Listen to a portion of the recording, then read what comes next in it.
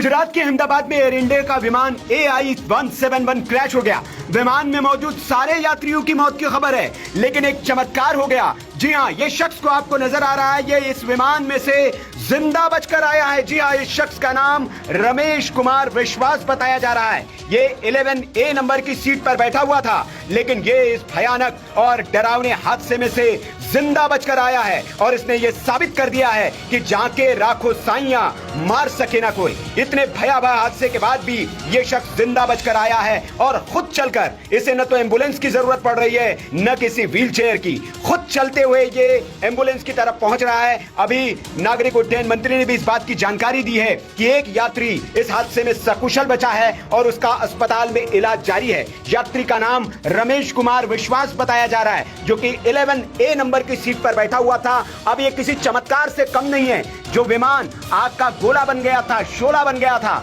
और जिसमें सारे यात्री मौत के मुंह में समा गए, उसमें से यह अकेला यात्री कैसे बचकर निकला है, यह किसी चमत्कार से कम नहीं है। यह ईश्वर का बहुत बड़ा चमत्कार है और यह शख्स अब खुद बता रहा है कि कैसे टेक ऑफ के 30 सेकंड के भीतर ही प्लेन जो है हवा में फट गया, बम की तरह फट गया और उसके बाद ये बड़ा हादसा हुआ। सुनिए इसे। क्या भैया बता पैसेंजर अंदर से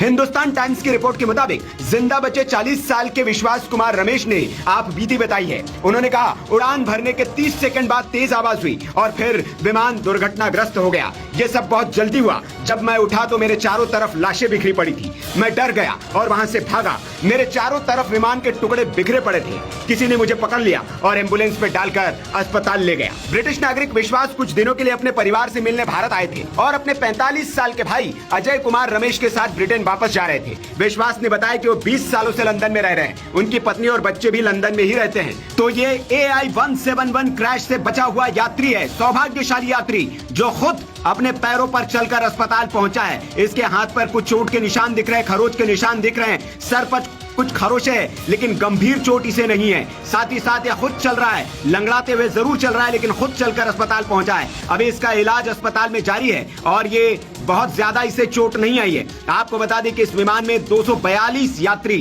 क्रू मेंबर और पायलट के समेत सवार थे, जिन सबके मौत की खबर है। लेकिन ये एक चमत्कार, ये एक यात्री बचकर निकला है और खुद ये चलते हुए